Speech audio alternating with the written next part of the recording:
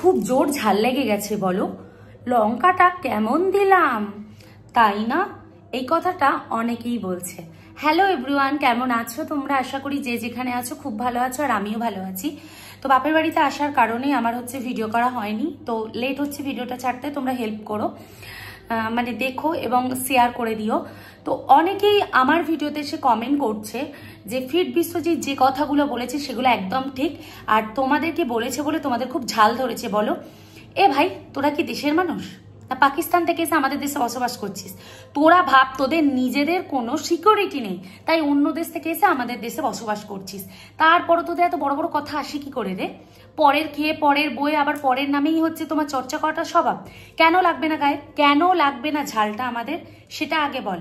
আমাদের ইন্ডিয়ান আর্মিরা যথেষ্ট পরিমাণে তারা ডিউটি করছে দিনের পর দিন, তারা নিজেদেরকে সমর্পণ করে দিয়েছে দেশের মাঝখানে। তাদেরকেই যদি গাল পারে, কেন লাগবে না গায়ে? আমরা তাদের ওয়াইফ, আমরা প্রত্যেকটা মিনিট, প্রত্যেকটা সেকেন্ড, প্রত্যেকটা সময় আমরা দেখছি যে তাদের সঙ্গে কি ঘটছে না ঘটছে, তাদের সঙ্গে কি হয়েছে। তারপর আমরা প্রতিবাদ কেন করবো না? গালাগাল যখন পারছিল তখন আমাদেরকে না বলে তাকে কেন বলতে গেলি না? তোরা যদি এতই তোদের ভাইকে ভালোবাসিস, জানা গিয়ে জেল থেকে বার করে নিয়ে, তারপর তোদেরকেও দেখছি আর তোর ওই বিশ্বজিৎকেও দেখছি।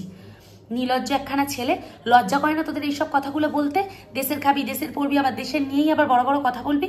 কেন গায়ে লাগবে না? কেন ঝালটি লাগবে না সেটা আমাকে বল। ঝাল অবশ্যই লাগবে। কেন লাগবে না? কেন কন্ট্রোভার্সি করবো না? কেন বলবো না? দোষ করবে সেটা আমরা বলবো। যদি এখানে ইন্ডিয়ান আর্মির জায়গায় দেশের অন্যান্য মানুষকেও গাল দিত, তাহলেও আমরা কন্ট্রোভার্সি করতাম। কেন করতাম না? এত অকথ্য ভাষাতে গাল পাচ্ছে, সেই জায়গায় দাঁড়িয়ে এখানে তো ইন্ডিয়ান আর্মি, যাদেরকে আমরা ভগবান মনে করি, ভগবানের পরের স্থান হচ্ছে ইন্ডিয়ান আর্মিকে আমরা দিই, কোনো রাজনৈতিক নেতাকে দিই না।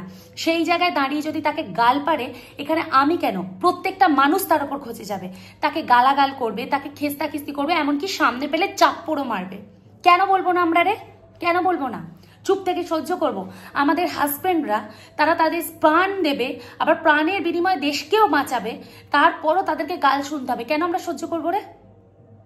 আমরা আমাদের প্রত্যেকটা সময়, প্রত্যেকটা মিনিট, প্রত্যেকটা সময়গুলোকে আমরা নষ্ট করছি শুধুমাত্র এই কারণের জন্য, যাতে আমাদের হাজবেন্ডরা ডিউটি দিক কিন্তু তারা সম্মান পাক। তোরা সম্মান দিবি না, আর আমরা বললেই খারাপ হয়ে যায়। আমরা যখন মুখ খুলি তখন তোদের ঝাল লাগে। বল, যত ফালতু এক একটা ছেলে। তোদের বাপ মায়েরা তোদের শিক্ষা দেয়নি, জন্মানোর পর বোঝায়নি যে একটা হচ্ছে এর পরে একটা ভগবানের পরে যার স্থান, সেটা হচ্ছে ইন্ডিয়ান আর্মির। যেখানে তোরা পৌঁছাতে পারিস না, যেখানে এমনকি যমরাজ পৌঁছাতে পারে না, সেখানে পর্যন্ত ইন্ডিয়ান আর্মি গিয়ে ডিউটি দিচ্ছে। দেশের মধ্যে বসে না বড় বড় ডায়লগগুলো দিতে খুব ভালো লাগে, বুঝেছিস তো? দেশের বাইরেতে বসে বড় বড় ডায়লগ দিবি, বড় বড় কথা বলবি, নিজস্ব কোনো তো মানে নেই, নিজস্ব তো কোনো বুদ্ধি নেই। জীবনে তো কোনোদিন দেখিস নি তারা কোথায় ডিউটি করছে, বুঝবি কি করে? আমরা তাদের ওয়াইফ, কেন ঝাল লাগবে না? আমরা আমাদের স্বামীকে দিয়েছি, আমাদের শ্বশুর শাশুড়ি তাদের সন্তানকে দিয়েছে দেশের জন্য, আবার তাদের যদি গালাগাল পেতে হয় তাহলে কেন আমরা বলবো না রে? আমরা বললেই তোদের দোষ লাগে। ফিট বিশ্বজিৎ গালাগাল সেদিন কেন পেরেছিল? না পারতেই পারতো। সেদিনও কি বললো যে ওদেরকে এতটা খারাপ কথা বলবার আমার কোনো উদ্দেশ্য ছিল না। সেখানে লাইভেতে তর্ক বিতর্ক হচ্ছিল, মুখ ফসকে বেরিয়ে গেছে। যার মনে ধারণা থাকবে সে বলবে। ওর মনে এই ধারণাটা বহুত কাল থেকে ছিল বলেই ও কথাটা বলতে পেরেছে। কই আমাদের মুখ থেকে তো বেরোয় না, দেশের আদার্স কোনো জনগণের মুখ থেকে তো এই কথাগুলো বেরোয় না, তাহলে তার মুখ থেকে বেরোলো কি করে কথাগুলো? ইন্ডিয়ান আর্মিরা নিজেদের প্রাণের বিনিময়ে দেশ বাঁচাবে, নিজেদের প্রাণের বিনিময়ে সবাইকে বাঁচাবে, তারপরও তাদের গাল শুনতে হবে, ভিখারি কথাটা শুনতে হবে, 6-7 টাকার কাজ করে না শুনতে হবে, মাতাল শুনতে হবে, আবার চরিত্রহীন শুনতে হবে। তোদের বাবা মায়েরা কি ইন্ডিয়ান আর্মিকে খাইয়ে বসিয়ে দিয়ে আসে? বড় বড় ডায়লগ দিতে আসিস। আমাদের ঝাল লাগবে। ঝাল কেন? এই রকম কথা বললে আমরা প্রতিবাদ করব, তাতে কার বাবার কি? কারণ আমরা আমাদের হাজবেন্ডদেরকে দিয়েছি ওখানেতে। আমরা জানি দিনের পর দিন তারা খেতে পায় না, দিনের পর দিন তারা কষ্ট করে, দিনের পর দিন তারা অপারেশনে থাকে, এক দিন বা একটা সপ্তাহ 2 সপ্তাহ আমরা খোঁজ পাই না তারা কোথায় কিভাবে ডিউটি করছে। ফোন পাই না, ফোনের নেটওয়ার্ক থাকে না, ফোন বন্ধ থাকে, সেই কষ্ট তোরা বুঝবি কি করে?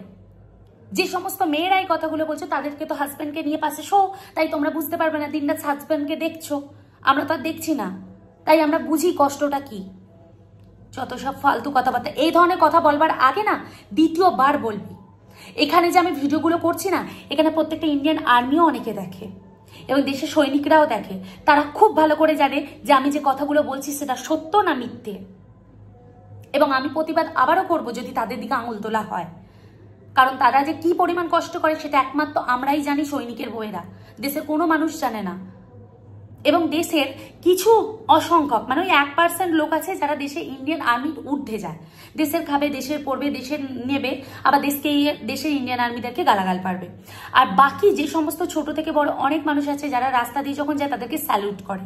সত্যি এই সমস্ত মানে ছোট ছোট বাচ্চা বলো বা বড়দের বলো, তাদের বাড়ির শিক্ষাটা এত সুন্দর, আর তোদের বাম্মায়েরা তোদের শিক্ষা দিতে পারে না, ছোট লোক কথাকার।